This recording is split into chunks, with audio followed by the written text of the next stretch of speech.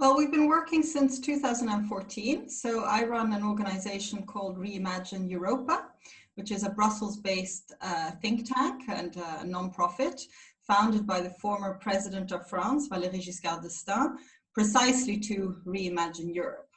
So we started working on the organization in 2014 when he published a book with the then former Chancellor of Germany, Helmut Schmidt, about how they saw the needs for Europe and obviously their concerns after the financial crisis and the humanitarian crisis of 2014 and what needed to be done at a European level. We bring together leading thinkers and organizations from universities to academia to both international and national governments and organizations to really think new about some of the most pressing issues that currently face Europe. And digitalization is obviously one of these. We have a program called Democracy in a Digital Society that is dealing a lot with these issues.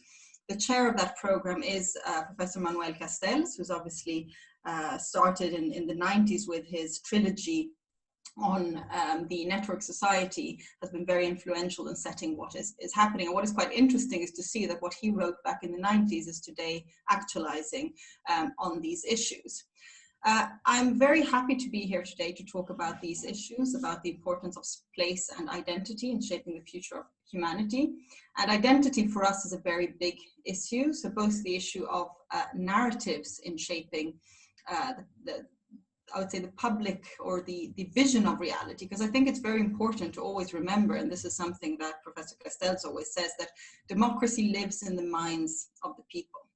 Reality and perceived reality is one and the same when it comes to political decision making. And I think in the past 10 years, you've really seen that we're living through a big change in terms of accepted narratives and the view of where we're going to go. And with the recent, I would say, social movements, both around climate change, about equality, we're going to see huge changes in the coming years. So the question is, how do we bring evidence and facts to take place in this? And how do we understand the role of identity and narratives in shaping this process? I would like to end before this introduction by underlining the work of Lakoff, who has also been very influential in setting the role of emotions when it comes to how we think and in political decision making. And his sentence that in the battle of hearts and minds, emotion always outbid facts. And therefore we need to take identity very, very seriously. So I'm looking forward to a fascinating discussion today. Well, thank you very much, Erica. And my apology, I've got it right here in front of me, RIE, Reimagine Europa. But the birds and I just woke up here in this time zone. So my apology for the poor performance on my ability to find a piece of paper that's right in front of me. But thank you very much. I think that's very intriguing what you're doing and the role you're doing. Dr. Ruth Luscombe from the sunny Southern Hemisphere. Would you like to introduce yourself, Dr. Ruth? Thank you, Tim. And thank you, Erica. That was really interesting. My background is in mathematics and decision science. So I come at this, I think, from the quantitative end.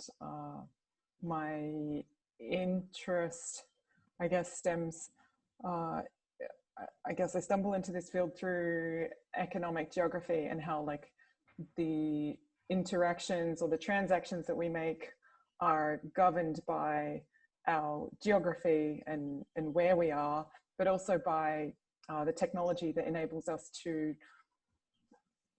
respond differently to our geographic constraints. And I think it's like an interesting tie-in with how COVID has, like this current climate has changed our, it's changed our relationship with our environment, because suddenly we're much less mobile. But in some sense, it's facilitated the sort of much deeper adoption of a lot of technology that allows us to overcome our geographic boundaries.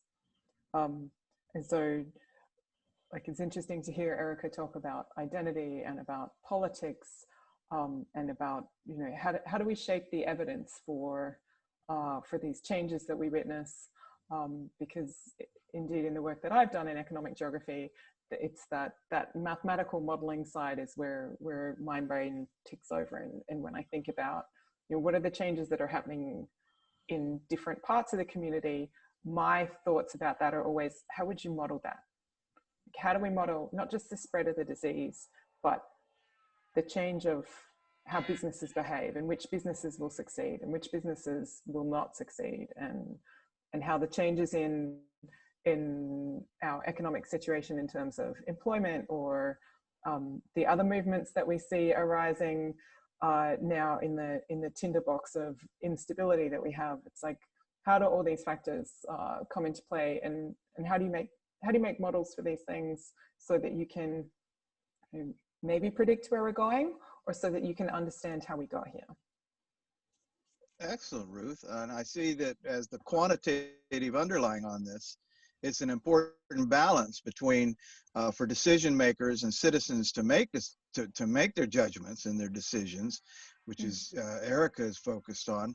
You've got to have some trust in what you're seeing, and so it's not just an opinion, it's not just an emotion, and so I think it's an important balance between those two spheres.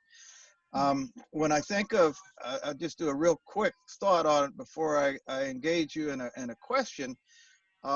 Immanuel Kant helped us understand that all knowledge resides in three spheres, that we have time, enumeration, and space. And it's space that has been unleashed in the digital age in ways that never were before. So the quantification and digitization of spatial information, that's been a whole revolution.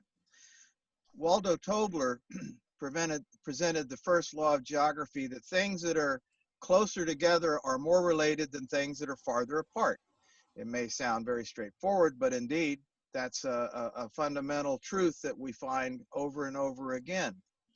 The second law of geography, which was co-authored by Dr. Ruth Luscombe, says that things that know where they are can act on their locational knowledge. That spatially enabled things have increased financial and functional utility. So when we begin to quantify this information, it enhances our capacity, and either financially or from a utilitarian manner. There's a term, tyranny of distance, that was expressed a long time ago, often used for Australia, where to get to and communicate with Australia in the old days, there was a tyranny of distance, and that was expressed from a European perspective of how far away it was. There's also a tyranny of place. I will offer you. If you grow up in a ghetto and you're known and you're stuck in a ghetto somewhere, say in the slums of Nairobi, you might feel that you are destined to live out your life because of that place. And so tyranny of distance and tyranny of place, I put those on the side to think about that, because I would offer that it is the digital IT revolution, this digitization, the era we live in, that allows us ways of liberating ourselves from both those tyrannies. And so that gives potential. So for the first time in human experience, we can view and communicate from anywhere on the earth to any place on earth. So the rise of citizen democracy and citizen science engagement is the era that we live in right now. And so at this time of pandemic, when a lot of things are being looked at from a negative perspective, we want to engage in how these things relate to each other. So I'll start off with a question. We'll start with you, Erica, with the question. What do you see as different in your location regarding the social, economic, environmental conditions? Those are the three pillars of sustainability under the UN parlance. What do you see is different in your location regarding the social, economic, and environmental conditions compared to other locations? Please, Erica. Thank you. Well, actually, I want I'm very pleased that you mentioned Kant, obviously, as somebody with a background in philosophy. But actually, I think this is very relevant to the discussion, because I think with the digital technologies, what we've seen is that actually the concepts of space and time have radically changed. We've kind of gone from a Newtonian version of physics to quantum physics, because today it's literally possible to be in two places at once, which didn't make any sense before the digital technologies came. And this is changing the way that we perceive ourselves and that we perceive and how we organize the world. So from a policymaker's perspective, the difficulty is really to redefine everything that we have built so far to accustom to these new laws that have completely changed everything. And I think when it comes to identity, it's really very interesting, because there was this one experiment, this data modeling that they did on New York about distribution and diversity in how people are distributed along Manhattan. And the test was really, they said, if we create a perfect distribution of diversity from the beginning, how long does it take until people pool together again into their own little identity groups? And it didn't take very long. And what this experiment showed is that people fundamentally look for people who are like them and who they identify with, and they want to live close to these people. So this is really something quite human in the way of doing. And so as we transfer our identity from the physical to the virtual, to what Castells would call the real virtuality, what does this mean? And we are seeing that today with echo chambers and the fact that people are congregating online with people who feel like them and think like them. And what will this mean in terms, if you look in the broader terms, for the future when it comes to equality, to how we relate to each other, to increase, I would say, also polarization and frustration. And how we look at this is obviously, for us at Reimagine Europa, diversity is a very big and important value in any group. The more diverse the opinions, there's been a lot of studies there on collective intelligence. So the more diverse the group, the more different opinions and perspectives, the more intelligent it is. At the same time, we've created an online space which allows for people to really close in on the people who think like them. And I think that this is going to be a big challenge for the future of humanity and how we organize and how we see ourselves.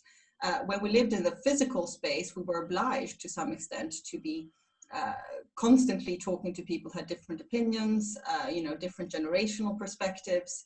And today we can really opt out of that. And I think that will be a very big epistemological change and psychological change in how we see humanity and how we grow and learn from each other, that I think will be a challenge for the years to come.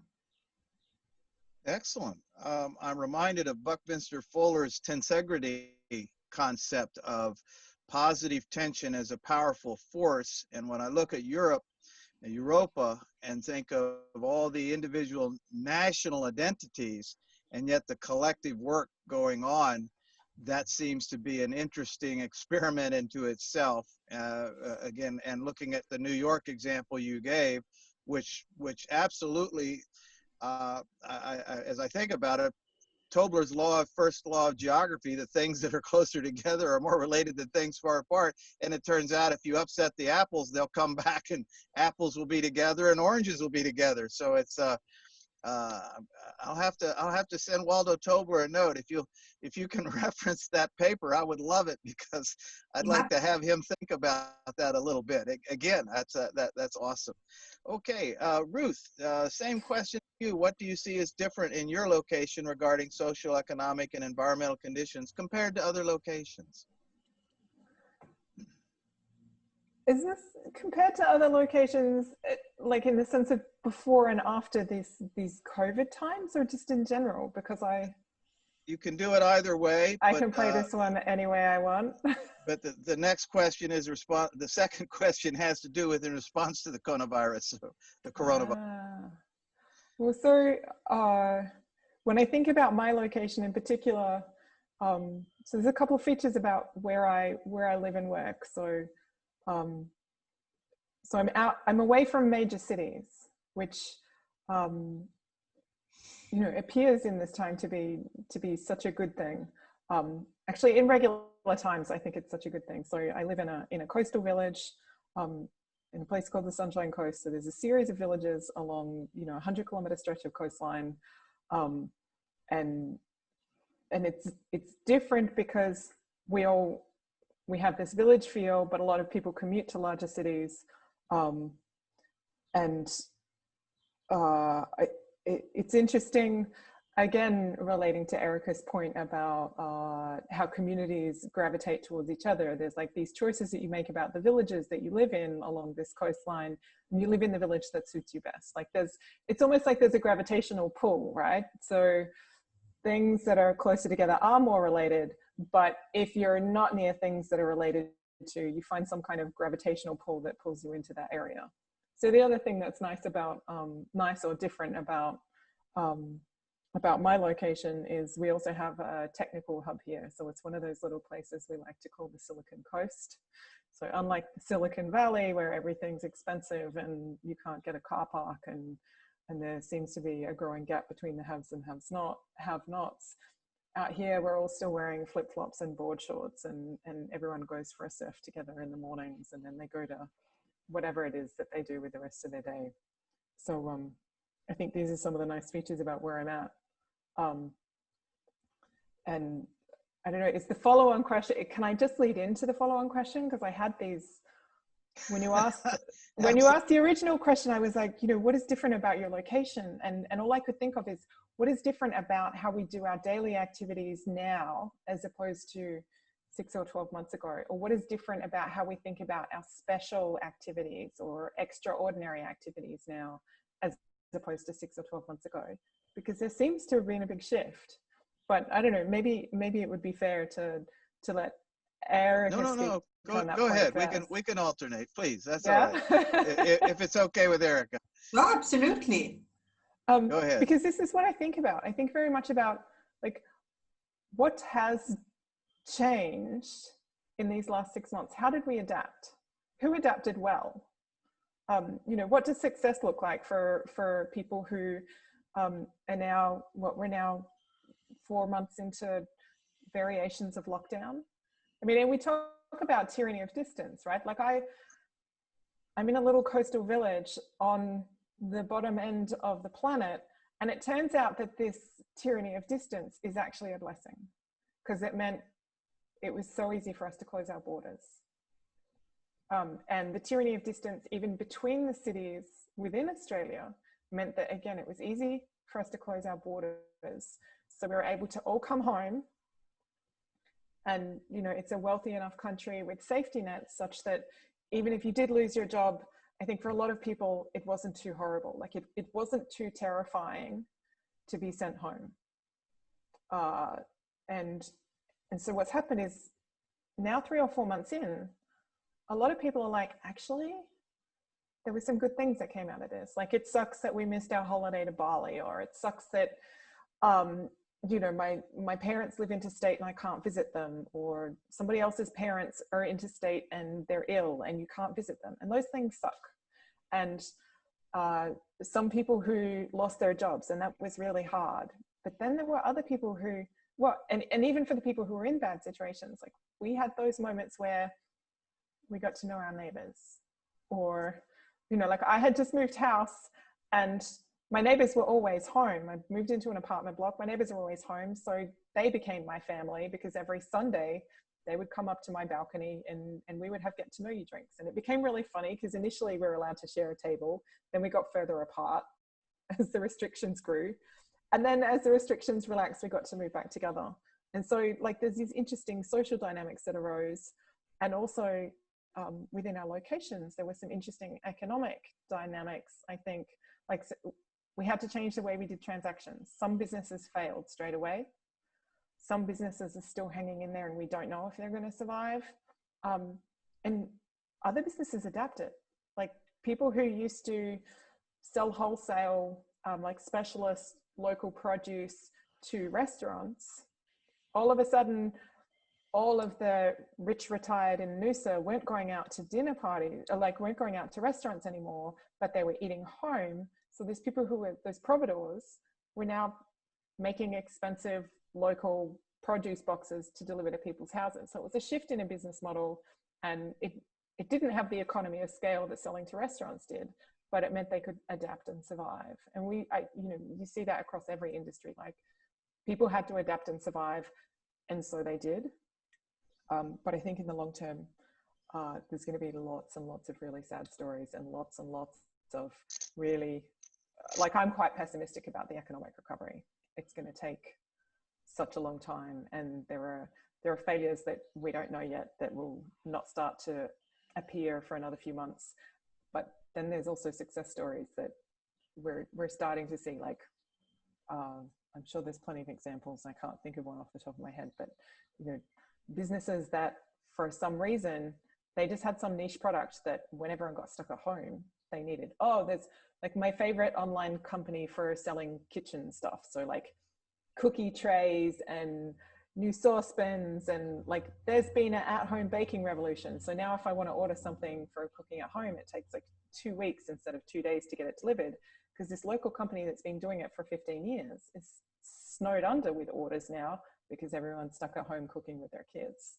So there's success stories like that. But I think in the long run, we're going to see a lot of economic failure and a long, slow economic recovery. So we see a real shakedown in terms of the economics. I see that. You see a lot of positive things. I realize your community is now your family. And so that's an interesting concept. And it's a good thing we're all wearing pajamas because they're getting too tight because of the way we're eating and baking at home. I've got you on that. Well, no, but this is the other success story, right? There's actually, I think there's a large proportion of predominantly women who formerly found it quite hard to carve out an extra hour of their day to get ready for the gym, go to the gym, do some training, then come home and then do all the cooking and cleaning or whatever, because we're still doing the lion's share. But now, because we couldn't go to the gym, because we weren't allowed to go out, they're like, oh, I'm going to do my thing online. So they've carved out a space in their living room for doing their daily activity. And it means actually the barrier to getting to the gym has gone away. They're doing it at home. It's costing them less, and it takes them like 2 minutes to get changed and to get ready and to get to their exercise room. So actually there's two sides to this. There are the people who just spend all their time in the kitchen, and then there are others, and I'm going to claim that that was a bit of a success story for me too. There were others who no longer had to get over the inertia of getting all the way to a gym. You just had to get over the inertia of putting your tracksuit on and getting to the living room. Well, that's an important part. There's a gender issue there in terms of not only are you appreciating your neighbors, but there's a lot of husbands that realize that their wives or their partners are champions in their world. And a lot of people are appreciating teachers a lot more for those homeschooling. So, Erica, if we could follow along that, how do you view the role of place, location, in its different manifestation from the coronavirus in response to that? Well, also to feed on what was said before, I think the coronavirus is a great opportunity to do the change we know we need to do. I mean, social movements have been going on now for the better part of 10 years, calling for change, whether it's on ecological terms, on gender issues, protest movements in general. So this has been an ongoing trend. And I think that, as always, it's really hard to do changes when things are going relatively well. So I think the coronavirus, as bad as it has been, its death rates are currently more or less in line with the common flu. So I'm not saying it's but I think it's going to be a positive trend because it has actually made everyone in the world stop and reflect. It has made everyone realize how important human connection is, how important family is, how important spending time with friends is. I think people have also realized how much of our life has been guided by unnecessary stress and unnecessary things we set ourselves to do. And we've kind of had, I would say, a global humanitarian pause moment to reevaluate things. And I think also for the ecological movement, this has been really important. Gardening has been, one of the top things that we've been doing here in Europe. It's the first thing they opened up in Belgium as soon as they started, to ease up the lockdown a little, was but opening up all the gardening centers, because people want nature. People are appreciating all of these things. So what I hope, especially in Europe, where between the national governments and the European institutions, they're foreseeing trillions being spent on the recovery, to use this to really shift towards the more sustainable world that we have been talking about for 10 years. And there is the awareness now. I always, for me, really great philosophers are the ones who really change the way you think. So when I was studying, I remember in particular when I was reading Wittgenstein's philosophy of language, and how hard it was to really understand what he meant by what he said. And I remember the day that I realized, and I was throwing around the book, and I was, going to my professor every day and trying to figure out what he was really saying and not what I thought he was saying. And the day I saw it, it was like opening up, and everything looked differently. Everything was organized different. I think it's really about making your neurons change the way they think and reprogramming how you think about certain things. And what we're asking now politically is for whole societies to do that in terms of how we see the economic system. Today, for instance, we have an economic system based on surplus, which will probably not be the case in the future. And with coronavirus, we've seen loads of economists who have been talking about this for decades, about the need for a more robust, resilient, circular economy really become central. And so you're seeing a shift towards that. A couple of years ago, I was at the OECD event on, 10 years after Lehman Brothers, and we had some of the best economists in the world were there. You had the chief economist of the European Central Bank, of all the big banks, of the World Bank. And it was really interesting because obviously the whole first part of the conference was a big mea culpa, mea culpa, mea culpa. And then it came to, okay, but what could we do differently?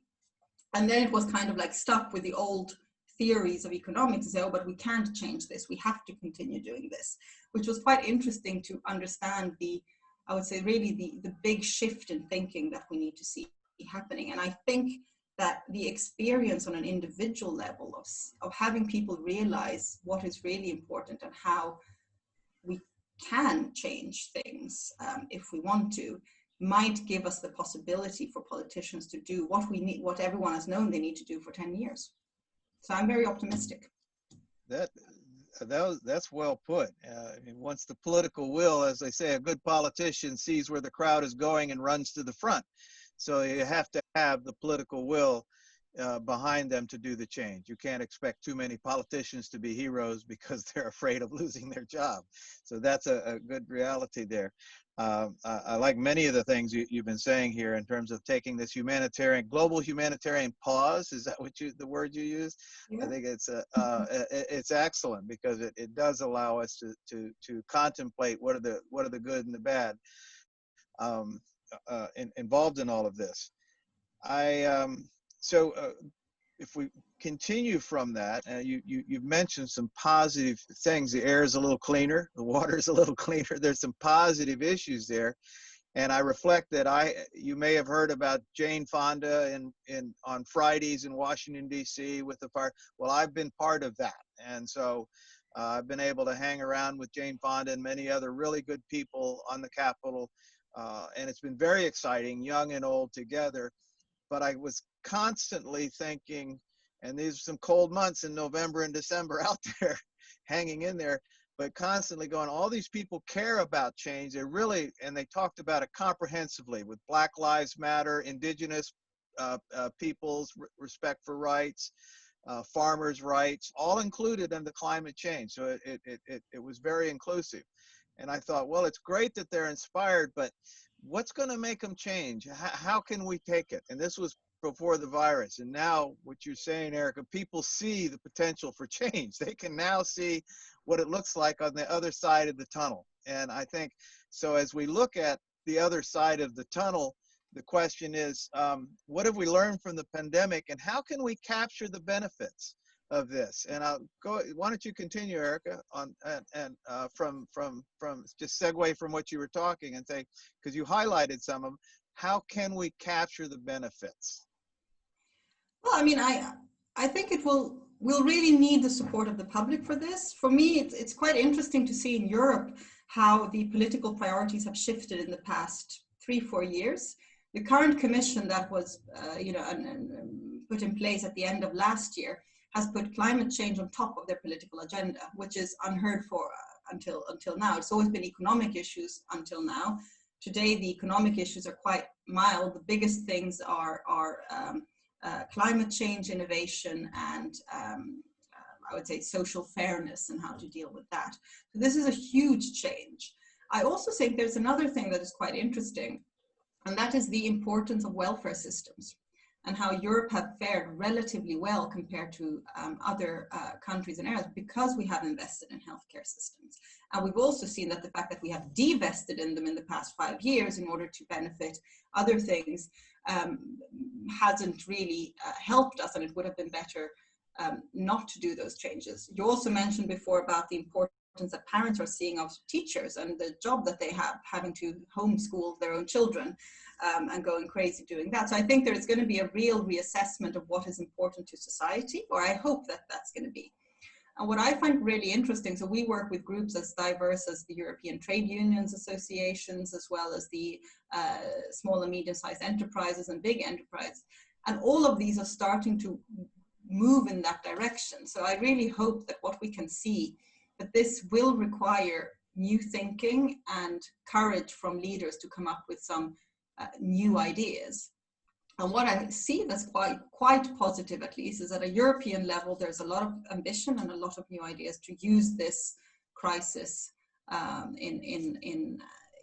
to promote this sustainable new way of I would say, organizing society and the economy. But also at national level, we're seeing a lot of governments coming up with new, interesting possibilities and really wanting to promote this. So I think we would really, this is not something that can be done obviously only at a political level. I think we need everyone to play their part. You need the experts, you need the academia, and you need the public at large to support this and to understand that certain difficult decisions will have to be made, but we can find new and creative solutions that don't fall into the dichotomy of the old, I would say, 1970s perspective, but that can really help us build a vision of a future society that would be in line with the 21st century and not with the 20th century and sometimes even the 19th century that we're currently living in. That's excellent. I guess I see that reimagining Europa is in the center of that question I was asking, in terms of how we benefit from this, in terms of getting the citizens engaged, and that collective consciousness and collective intelligence being articulated so that the decision makers, as they grapple with new ideas, new policies, etc., that balance is there so they can come up with the best thoughts possible. Is that what you see your company engaged in? Well, yes. I mean, for me, the way that we do democracy will obviously be changing, and you can already see that more or less the two-party system that was stable in many countries in Europe doesn't exist anymore. I mean, the old alternative parties are coming up, so the whole political landscape is changing, and we will be redefining how digital tools can help us build better systems in the future. So what we want to be part of is be part of this movement in finding new, innovative and shared solutions. So in helping people and I would say empowering people to build their own future based on, I would say, a positive path forward, as opposed to, locking ourselves into old ideals and playing the Don Quixote of the moment of, fighting invisible windmills. Well, I love it. Wonderful metaphors, analogies. I'm thinking of the shift, and this will lead into hopefully Dr. Ruth can help me here. The shift between, with an upwelling of information, a collective intelligence, we jump out of non-parametric statistics. Because we're no longer sampling. We're now taking a census. And so with the upwelling, we're closer to the ideal of a census, actually articulating collective intelligence rather than just taking a poll, which when we take a poll, we also take polarization. And so we end up with a much leveler playing field where it's not just two parties, as you were saying, but it's as many parties as there are people living in Sweden, or many people living in Australia, etc. And that's a dynamic that has been an ideal, but we never reached it before. And now we're in a different situation. So as Ruth was talking about Australia and the benefit of I like the idea, you benefit from having a national healthcare system. And you can see how embarrassed I am to live in this country and realize that contrary to my fellow citizens, we're not number one in most categories that are important. And to be number one or number two or number three in those categories, I think is important. So Ruth, what are your ideas of how to capture the benefits of this that you highlighted from the coronavirus? I mean, I think what Erica was saying was fantastic about this, like following on from, you know, being in a country that has a good welfare system, even though, yes, they've been hollowed out and privatized a little bit, it still creates an enormous amount of stability that we can see in our own countries and we can see as lacking in the United States. Like if there is a safety net, you're more secure and there's no undercurrent of fear. If there's no safety net, there is an undercurrent of fear, and you throw in the instability around, you know, significant job losses in your community, significant illnesses and deaths in your community, and it becomes a tinderbox. And you see that, and it's fascinating to watch from the other side of the planet. The other reflection I found really interesting, and I think it's because it's more in Erica's field of interest, is that you were so optimistic about seeing many governments having like a shift in their agenda that you hadn't seen before. And maybe it's because I don't pay enough attention here, or maybe it's because here we still just have our two-party system, and it's not going to change. It's not even nearly gonna shift. And we're one of the few countries where the two-party system, it's still self-preserving somehow. But I think our government is just, their narrative is fully focused on economic recovery. We are going to start winding back the handouts that we set up so that, you know, we didn't have a total collapse of all our local businesses. We're going to start winding that back, and we are going to start on the road to economic recovery as soon as possible. And that seems to be the narrative. But again, it's not a primary focus of my interest in the same way that I think it is for Erica. So I might be a little bit naive as to what is going on in my country. What I do find super interesting is the changes in teaching and learning and the opportunity there. Like, that super excites me. And I think it's because what people have experienced with the schools being shut down is that different children have very different learning modes. Like, some children really needed to go back to school and other children really don't. Like, they really don't. Some of them really, really flourished. And also some teachers really were able to adapt to delivering online. And I mean, it was difficult because you had a whole lot of no time at all to prepare. And you know, we're all thrown into this situation. So it was a difficult situation to adapt to delivering your content online. Some people really did it well. Some people really had good tools to do that. But I think the fascinating thing is to try and understand if the education model, as it has been for primary and secondary, if we thought that going to class was the right thing for everybody, but now we've discovered actually it's not, how do we leverage that? How do we turn that into a thing where actually learning from home becomes an option for more and more families? Because it was really interesting, you know, just a straw poll of the people that I know. It was really interesting to see whose children really flourished and whose children really had to go back to school. And flowing on from that, I think there's some really interesting repercussions in tertiary education, especially in Australia, because we have this economic model, and I don't know how common this is across your respective countries, but our economic model for tertiary education there's a shrinking bucket of money for research, and more and more universities rely on international students, on the income from teaching undergraduate international students. And, you know, for some universities, that could be 70% of their income for that university, and it vaporized.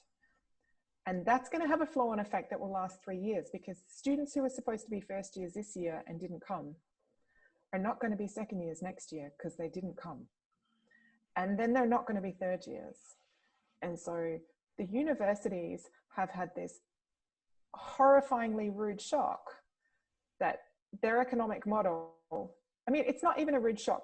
They knew, it was known that they were financially vulnerable to a hit on their international student numbers. They just didn't know it was going to be this.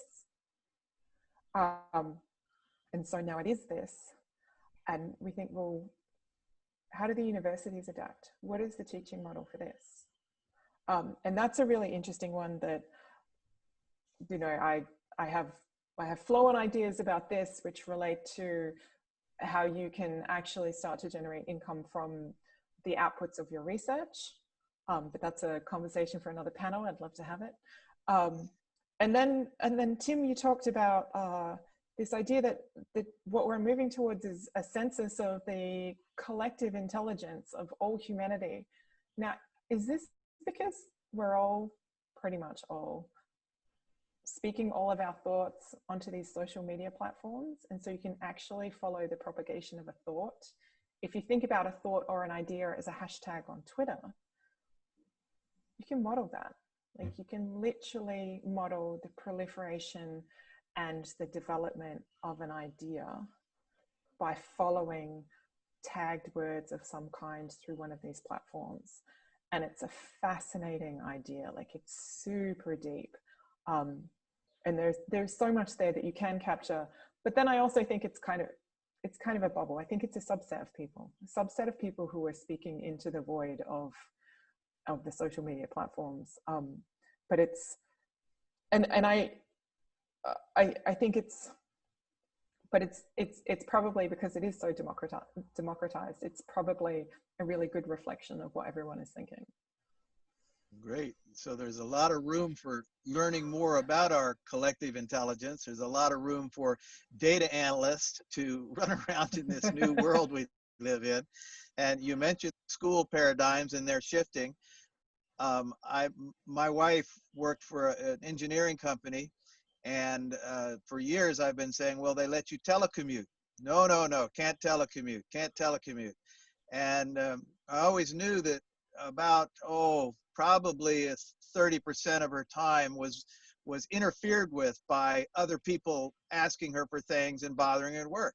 Since she's been telecommuting, which is wonderful because we get to see her around the property, the efficiency, she only needs to work about 4 hours to do what was used to do in 8-10 hour days, because she gets it all done and no one's interfering. So the efficiency is so high that her company, a large engineering firm, has decided telecommuting actually makes sense. So they couldn't see that reality until the COVID virus hit. They couldn't understand what we as scientists could have told them was there by good quantitative data, but no one would believe it. So it's a visualization and a belief system. So that's one of those changes that I'm very thrilled at, and I see some positives. So I guess it's, let's follow on with that a little bit. What is your view of a new normal, and can it be sustainable, Erica? Do you think that this shift, you know, I'm excited by some of the things I'm hearing from you and Ruth, and you know, so excuse me for getting excited, because I tend to be a pragmatic realist, which puts me into a often labeled as a pessimist, unfortunately, but I'm not. So I see these things. So what do you see as a new normal, and could we sustain it, Erica? Well, first of all, I don't think we're ever going to go back, so that we're never going to go back to what normal was before. Is what we're living now the new normal? I think this is a transitional period to what is going to be the new normal in the future. Whether that is because we find a vaccine, or whether that is because we organize things differently in the short term. What I hope the new normal will be is that we really make the digital technologies work for us. And I thought it was quite interesting for Ruth to mention the education system and the university system for two reasons. One is that, at least in Europe, I don't know, I don't want to speak for other areas, but in Europe, universities tend to, the old Catholic monasteries. It's starting from a religious perspective, and they're still more or less organized like that even today. And I was part of actually a a discussion around 10 years ago, led by it was a European Commission panel led by leading universities. So the chair was the vice principal of the University of Edinburgh, about how should universities reorganize in the 21st century in the age of digital tools. University of Edinburgh was one of the first to use MOOCs and really be a strong proponent of online learning. But however, still today in Europe, and Manuel Castells is also Minister for Universities in Spain, is it's one of the hardest institutions to change. And because of COVID now in Spain, they've had to start using digital technologies, which was unthinkable until COVID. So I do really think in this joke, like, who is it that organizes digitalization? Is it the CEO? Is it the, CSO, or is it COVID? And probably COVID will be the number one factor. So I think that is positive. I also do, however, want to mention that I do think that it will be important to, the human contact in work is and I notice it in Brussels. I work at a European level, and usually they say that you can work at a European level from wherever in Europe, but if you're not in Brussels, it's 80% less efficient. And the reason for this is not because you can easily go to meetings or things like that. Those you can do also online, and they work perfectly well. It's what you talk about when you're having coffees. It's what you talk about when you run into people. And you do spend a lot of time on that, but there's some really interesting research about the role of gossip in humanity and how gossip is used to actually spread information and to be able to say who should we trust, who shouldn't we trust, to get to know things that are still not official. So I do think this will always have a role, and I think it's also an important role. So the question will be, how do we balance the digital and the efficiency we can get from those tools with the human that we need to know to get the underlying information about what's happening? And I think this will be a challenge. So I hope that this will be where we're going. The new normal will be to understand how we can use the digital tools to the benefit of humanity, and not only for technology, nor disrupting or not using technology because it's too hard to change. Excellent. I was reminded of a gentleman that was homeschooling, and I was asked to give talks because they get together different homeschoolers, families, and I was doing one on math for them. And I said, well, don't you think your daughter is missing the social interaction by not going to a public school? And he goes, heck no, she meets with her friends, plays sports after school. She doesn't need to know all the negative aspects of the socialization in school, which is competition of clothes, socioeconomic, all the cliques, all the negative aspects. And my view of it changed immediately. I realized he was looking at it. And so, Erica, you're saying, hey, after work, how do you meet people? So we've got to have that balance. Where can we get a pint of ale to talk about stuff? And so the creativity, the gossip, the connections, an important component, so that as you discover that your community is your new family. So what do you think, Ruth, in terms of what's the new normal, and will it be sustainable? Well, I find myself in an interesting situation because I had already been working remotely from home for almost 2 years. So my last company that I worked for, I was the only employee in the state of Queensland. There were a couple who were in a different state in Australia, so a similar time zone. Then there were a group in Europe and a larger group in the States. So I had already learnt through trial and error, how do you make up for the lack of water cooler conversation? And one of the ways you do it is you go and visit them at least once in their office, and then you've had coffee with them, you've had a beer with them, and then when you come back to your office back home and you're in a different time zone, then you've got some relationship to start with. So that was one way to overcome it, but you don't really get that magic that you get. That magic that's also somehow an inefficiency, but the magic that you get from water cooler conversation, or the magic that you get from somebody in your office just started chatting to you on the way to the bathroom or the way to lunch, or they walked past your desk and they stopped to talk about something that was inconsequential but gave you insight into office politics or some other semi-social nuance of your workplace. And you do miss a lot of those things, and you can't engineer that if you are stuck working remotely. You can't engineer it randomly. It's quite hard, but you can make it happen within your team. And the other thing that was interesting for me that happened is, so I had left that company and transitioned to a new, the company where I am today, in February. So literally as everything started to shut down, I just started a new position. I just recruited my first staff member. 3 days after my first staff member on my new team started, we closed our office. Then I put on 3 more staff while we were all remote. So it was one of the biggest challenges for me professionally was, how do I build a rapport with a team who I recruited specifically because they were local, but we weren't allowed to actually meet face to face for months. And it was, you know, these are social challenges that we're adapting to, right? This is part of our new normal. How do we overcome this?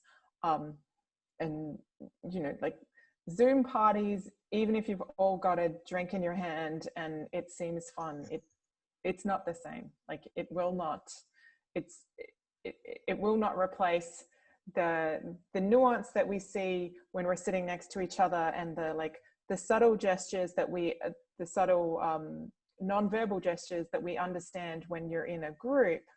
You know, someone's getting a little bit agitated, or someone's, you know, they've taken a step back, or they're doing their aggravated breath. Like, you don't see those subtle signs when you're over some video call in the same way that you would if you're in the same room. So I think there's lots of social cues that people will miss out on. But I also look at this particular group, and we're people who probably did quite well. We're probably in a bubble of people who coped quite well adjusting to Corona. Like, I just got into, like, I had my internet connected at home. I just had, my new boss had bought me a nice new monitor and a nice new office chair. So I just took them home and I worked out of my spare bedroom. Now, not everyone had that luxury, right? Not everyone had a job that was still there for them to do from home. Not everyone had a job that allowed them to go home. Like, some people, you know, for all that we look at this wonderful society where I don't actually have to leave my house because I can order anything to my door. What we forget is there is an entire army out there of humans who have to make our supply chain work. Like, the people who deliver your mail and your packages, the people that pack your groceries, the people that do all those things, they couldn't not go to work because it meant losing their job. Like, yeah, we won in this bubble. I look at this group of people and I know that each one of us, we're in a bubble and we won. Yeah. And we have a massive blind spot.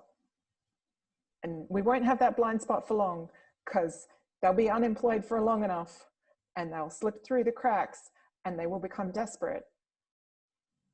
And then we will see them. Yeah. You know, like, there is something going on out there. We should be really worried about it. There's some people who were severely disadvantaged by this. And then there's a bunch of people who are still, they're our servants while we sit in our little towers, in our pretty home offices with our high-speed internet, doing our day jobs on video conferences. There's a bunch of people out there who are beavering away, putting themselves at risk so that I can get my groceries delivered. And then there's another bunch of people that I can't see who've lost their jobs and can't afford to get their groceries delivered.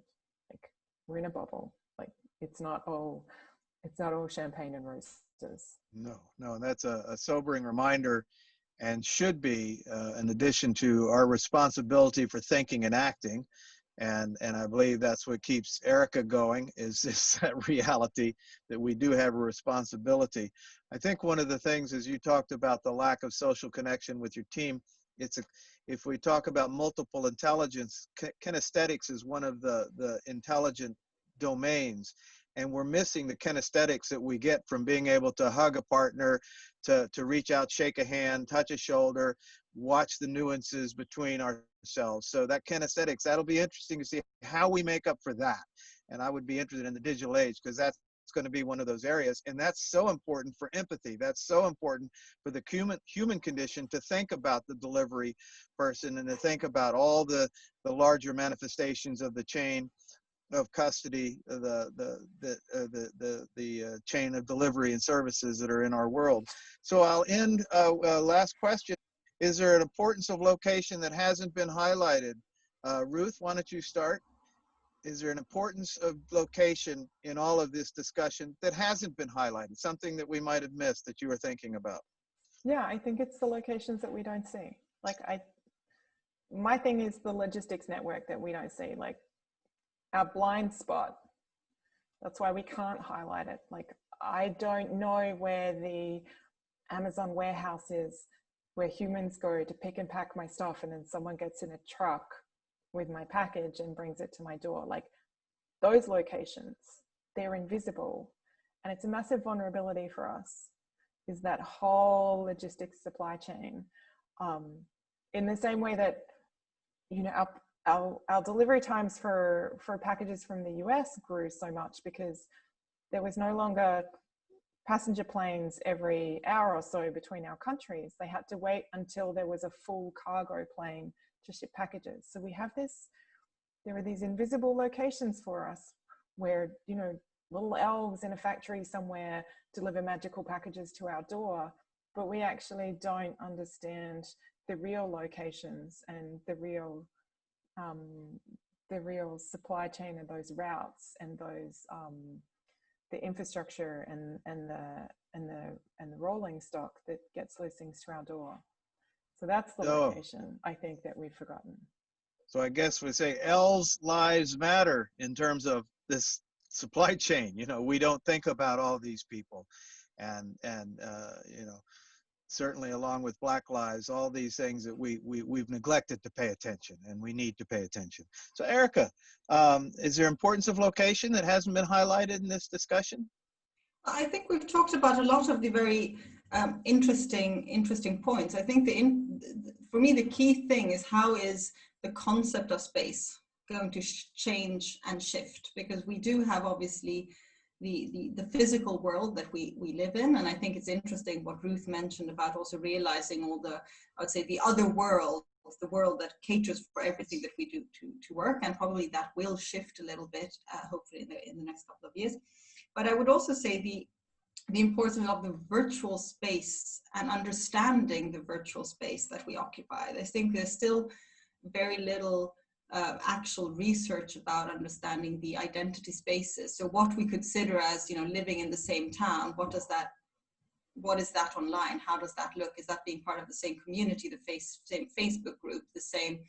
Because there is a geographical space online. We think of it all as remote and all the same, but there is a clear map of how people are organizing and putting their online. And I think understanding that space and what it means for identity, how people position themselves, and also in understanding what are the future movements and values going to be, is going to be very important for the next years. I find, as you said that, Erica, I'm thinking of the Black Lives Movement in this country and how it's spread throughout the world, and yet we know there's differences.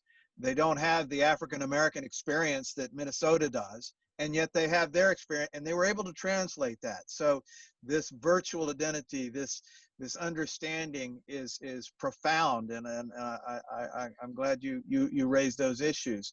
These are the questions I have, so I'm going to turn this back over to Professor David Wortley, who has been running this program, and find out where we go from here, David.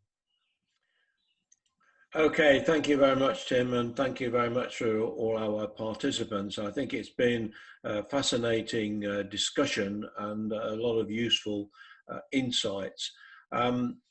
Yes, I mean, I have my own views on these topics. I won't go into any great detail about them now, but I can't help but reflect that one of the factors that perhaps is missing from our discussions is the influence of time, because the notion of place and identity will be quite radically affected by where we are in time. And I say this because in my lifetime, I was brought up and I was born in a little market town. You can see the picture behind me, Boston in Lincolnshire, where the Pilgrim Fathers originally came from. but we were a community where everybody knew everybody else in my village, and people didn't bother to lock their doors because there was no fear of any violence. And there was a very strong link and a strong sense of identity within that community.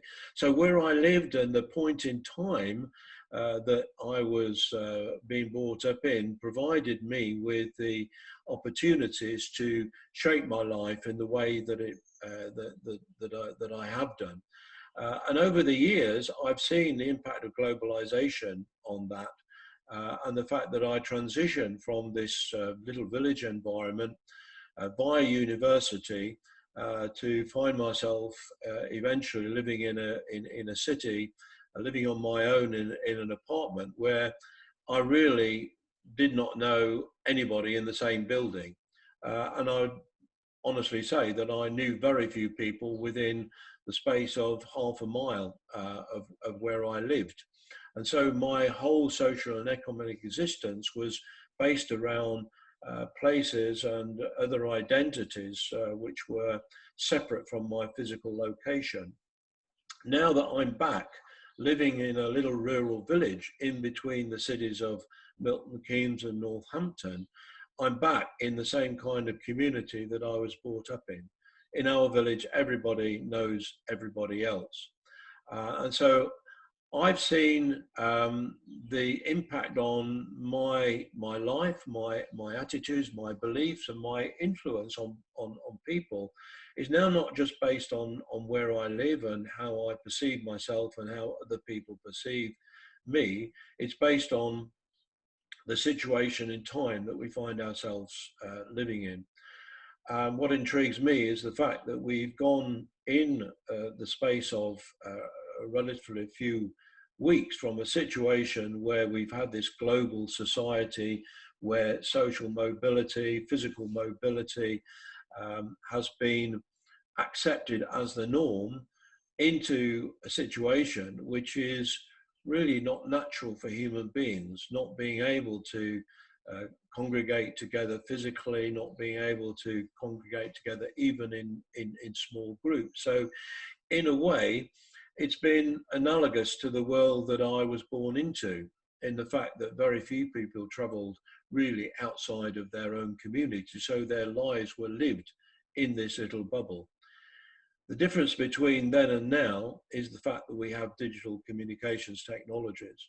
And those digital communication technologies have been providing us with tools and facilities that were unimaginable when I was growing up.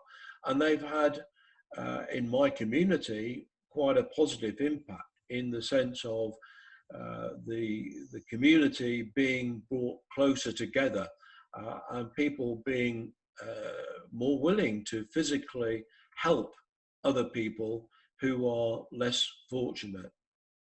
What I fear now is, as we move out of lockdown, is that we will be moving into a very fragmented society, and some of the negative aspects of technology that we've come to rely on may well have a bad effect on our future.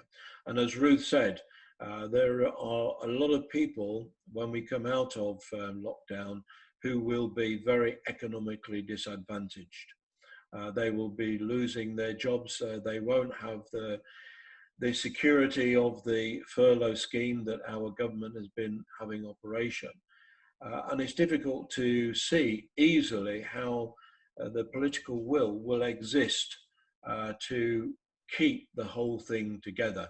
So sadly, I think possibly this is an opportunity for us to build a better world, but it's going to take a lot of political will and a lot of understanding of the impact of technology on society to bring us out of this. So that's my view. I would like to invite each of the panelists to make a few closing remarks before we actually end this session. So maybe I'll begin with you, Tim, as a moderator, and then go to Erica and Ruth just for some concluding remarks. All right. Well, thank you, David. I have a lot of privilege in my life, not because of the economics, but because I spent my career trying not to be caught up in what other people were caught up in. Material goods, mortgages, all the things that people are having difficulty with. And so I live in a state park, and I have a garden, and life is so good for me, and I just have to constantly look around the rest of the world and say, what can I do to help? And so I work on community-based projects, trying to make the community around me more of a family. So this is the only antidote that I have, is to try to do that. I find it we live in interesting times, and I hope we do learn from this. And I tend to get really recharged when I run into people like Erica with a positive attitude that knows what's going on, and Ruth in terms of the work she's doing, and these new models for how to live in a very positive and sustainable way. That's going to attract me and others, and I believe that's what we need, is more positive models through all the sectors of society, so that people can understand that you don't have to be an Eeyore and doom and gloom. You can be a Tigger and face the future. Thank you. Okay, Erica, would you like to make some concluding remarks? Well, I just wanted to say thank you for inviting me. There's been a really interesting conversation, and I have lots of different ideas that we will be fielding into the work I do. I just want to say, I think it's going to be very important. I mean, society is in constant change. It always changes with how things and evolves to the technological and other changes that are happening. Today, we're going through an unprecedented change, both in terms of the technologies we have to adapt to, but also in terms of the challenges, the global sphere, the ecological crisis, and also the social crisis, because of course, as Ruth underlined, these changes have brought a very big and clear set of winners and very, very many losers. And the fact that in the past 5 years, we've seen global movements and anti-elitist movements growing across the world, I think is just a proof of that. So I think it will be very important to listen to what people have to do, and to try and make sure that we don't end up like Don Quixote, and that is fighting non-existing enemies, but actually focus on where we can do and try to find a positive way forward, because that's the only way ahead. And I also think we really need to start including the younger generations. So for instance, I would be really interested to hear what somebody of 15 or 16 thought about space and identity in the digital world, the digital natives, how their perception of this has changed. So I think there's a lot more to say. Okay, thank you very much for that, Erica. Ruth, what would your concluding remarks be? I think there's lots of unanswered questions about what is the new normal that we'll settle into, and surely we've definitely survived other viruses before. You know, certainly in my lifetime, I remember when AIDS first hit the news and was, you know, this big scary disease that was, you know, more prevalent in some communities and spread by some ways that we didn't understand at first, and manifested in some ways that we didn't understand. And then we started to learn about how to manage and treat that so that it was no longer a death sentence, but more of a life sentence and something you could live with. And I think there's so much about this disease that we don't understand yet. I think it's still something we're learning about. We don't know how long it's going to be with us, and we don't really know if there is going to be some kind of vaccine. So we don't know in the long term how much our behavior will continue to be modified by the needs for our nations to continue to respond to this particular threat. And we've survived other economic shocks for sure. I think a lot of the changes that we're starting to see, like the way that different businesses have responded, or the way that different students have responded to having to learn from home and readapt, like a lot of these things will come out of emergent behavior, or the ones that will stick. Like emergent behavior is this feature of just characteristics that start to happen and form patterns and stick, and we'll start to see those, but I don't think we can predict a lot of them. And And it's interesting, like I think a lot of people who aren't digital natives, which I'm going to include everyone on this call, we're not, I think we're all just old enough not to be considered digital natives. I think a lot of us have refocused very strongly on our local immediate communities. And what I find interesting when I interact with younger friends, especially those who are under 20, who are definitely digital natives, like their experience has been a very international one. Like seeing how young people are so strongly affected and feel so helpless and so horrified about what we see in the Black Lives Matter movement out here in Australia. Like the response of the digital natives to that is so much stronger than it is in the older generations, because we don't feel the immediacy of that out here at this distance.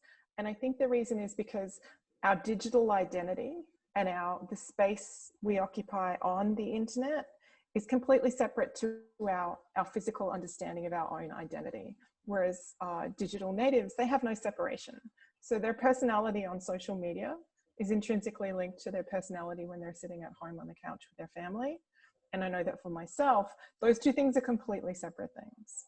So you can take one of them away. You can take my digital personality away and it doesn't affect me at all. And so when things happen in this abstract universe of, riots in the United States, or, a virus that actually isn't in my region hardly at all, like those things are abstract and don't affect me so deeply because I'm not so intrinsically linked with that external abstract internet-based community, and I'm much more focused on the local community. So I think for me, my new normal is a happy one because I'm in this beautiful region and I live in a beautiful village, as do you, David. But I think for other people it's going to be a different experience because their sort of their digital connectedness is going to make this a much more profound experience for them. Okay, thank you for that, Ruth. I'm going to hand back to Tim, really, just to conclude and let you have the final word, Tim, as the moderator. Thank you very much for your excellent moderation, as usual, and the insights that you bring to this. So I'll leave you to say some final remarks before we close the session. Well, thank you, David. I'm so glad to wake up early and be surrounded, have the opportunity to work with two very delightful, creative, powerful ladies. I know that the gender shift is one of the key shifts that's required. It doesn't take people long to figure out if most of the problems in the world occurred because a lot of old white guys were doing it, then we ought to shift that, try a new model. And that's the new models that I keep speaking of. And the youth issues, I'm really glad that Erica brought that up. I give lectures and I engage with the mostly, I would say, age group is mostly 10 to 16-year-olds, but a lot of 17-year-olds too. And Greta Thunberg is a 17-year-old having profound impact. And so she's my new hero. It's probably in reverse depending on how those mirrors, but Greta Thunberg. So the kids, we have to look through that prism. And that's what I spend my time on, is recognize or trying to understand prism they look at this world, and to see what intergenerational knowledge transfer might assist, because they're in the driver's seat. And I try to recognize that every day. I'm just hoping that there's some there's some collective intelligence in the older generation that can be transferred in harmony with the indigenous nations' intergenerational knowledge transfer, that this all can blend together. And the technologies that we have here are assisting that. I don't think I could even try that in the old world. So it's a combination of interaction, but also the IT and the connections that we have here. So it's a real privilege and honor to work with these two ladies and with you, David. And I thank everybody that's listening on this and hope they have a good day.